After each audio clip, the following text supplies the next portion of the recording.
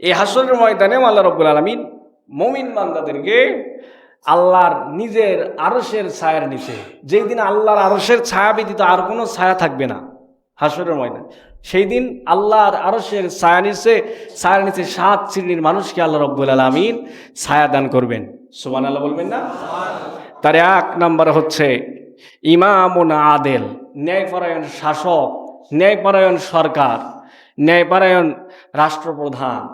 ইমামুন আদেল, যিনি ন্যায় বিচার রাষ্ট্রে কায়েম করেছে, যিনি সৎ বিচার ইনসাফ জমিনে কায়েম করেছে রাষ্ট্রের ভিতরে, এই রাষ্ট্রপ্রধানকে, এই ইমামুন আদেল, এই নেতাকে, এই শাসককে আল্লাহ রাব্বুল আলামিন তার নিজের আরশের ছায়ার নিচে ছায়া দান করবেন। সুবহানাল্লাহ বলবেন না?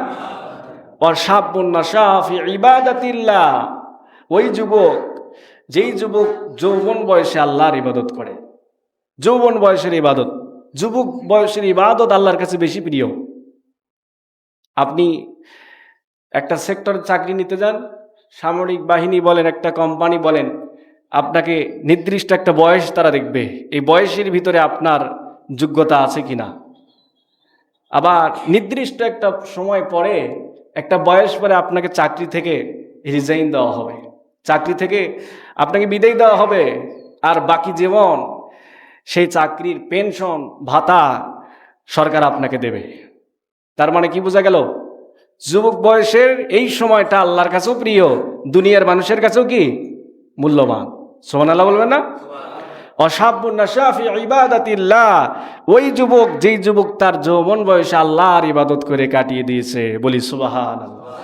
এই জন্য যুবক ভাইয়েরা, যুবক বয়সের ইবাদত আল্লাহর কাছে প্রিয়, কেননা এই সময় গুনাহ করার প্রবণতা বেশি, পাপ করার প্রবণতা বেশি, শরীরে শক্তি থাকে, মনে সাহস থাকে, ক্ষমতা থাকে, শরীরে রক্ত গরম থাকে যৌবন বয়সের।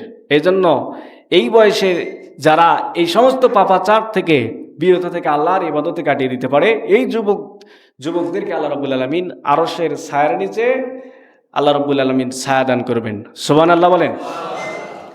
রাজুলুন কলবুহু মুআল্লাকুম বিল মাসাজিদ, ওই ব্যক্তিকে ছায়া দান করবেন যে ব্যক্তির হৃদয়টা আল্লাহর ঘর মসজিদের সাথে ঝুলিয়ে থাকে। আল্লাহর ঘর মসজিদের সাথে সব সময় যার অন্তর ঝুলিয়ে থাকে, অর্থাৎ মসজিদের সাথে যার সম্পর্ক ভালো, নামাজ এক ওয়াক্ত পড়ার পর আর এক ওয়াক্ত নামাজের জন্য যে ব্যক্তি অপেক্ষা করে, এই মুসল্লির কথা বলা হয়েছে। বলা হচ্ছে রাজুলুন কলবুহু মুআল্লাকুম বিল মাসাজিদ, যেই ব্যক্তির অন্তর আল্লাহর ঘর মসজিদের সাথে সম্পর্কিত হয়ে থাকে, ঝুলিয়ে থাকে, এই ব্যক্তিকে আল্লাহ রাব্বুল আলামিন হাসরের ময়দানে তার আরশের ছায়ার নিচে ছায়া দান করবে। বলি সুবহানাল্লাহ। সম্মানিত হাজিরিন, এজন্য আমাদের উচিত মসজিদের সাথে সম্পর্ক বৃদ্ধি করা। সম্মানিত হাজিরিন, আল্লাহ তাআলা আমাদের সকলকে মসজিদের সাথে সম্পর্ক তৈরি করার তৌফিক দান করুক বলে আমিন। কিয়ামতের দিন পৃথিবীতে যা কিছু আমরা দেখি সব কিছু ধ্বংস হবে, কিন্তু আল্লাহর ঘর মসজিদগুলি ধ্বংস হবে না। সুবহানাল্লাহ বলবেন না? সুবহানাল্লাহ। গোটা পৃথিবীর জমিনকে সেজদার জায়গা বানিয়ে দেওয়া হয়েছে এই উম্মতের জন্য। আপনি যেখানেই নামাজ পড়েন আল্লাহর দরবারে কবুল হবে। মাঠে কাজ করতেছেন, ওখানেই নামাজের ব্যাপারে কোনো ছাড় নেই। সম্মানিত উপস্থিতি, নামাজের ব্যাপারে কোনো ছাড় নেই। আল্লাহ বলছেন দাঁড়িয়ে নামাজ পড়ো, কিন্তু আপনি যদি দাঁড়িয়ে পড়তে অক্ষম হন, বসে পড়বেন। বসেও যদি অক্ষম হন, শুয়ে নামাজ পড়বেন। সেটাতেও যদি আপনি অক্ষম হন, তাহলে ইশারায় নামাজ পড়বেন। তারপরে নামাজের কোনো কি নেই, ছাড় নাই। নামাজের ব্যাপারে কি নেই। আপনি মুসলমান, আপনাকে নামাজ পড়তে হবে। আপনার সন্তানকে আপনি স্কুলে ভর্তি করালেন, কলেজে ভর্তি করালেন, বিশ্ববিদ্যালয়ে ভর্তি করালেন, এখন এই সন্তান যদি ক্লাস না করে, পরীক্ষা না দেয়, এর ছাত্রত্ব থাকবে? তাহলে আপনি মুসলমানের খাতায় নাম লেখাইছেন, তাহলে আপনি যদি আল্লাহর হুকুম নামাজ না পড়েন, আল্লাহর বিধানগুলো যদি না পালন করেন, মুসলমানিত্ব থেকে খারেজ হওয়ার সম্ভাবনা আছে না নাই?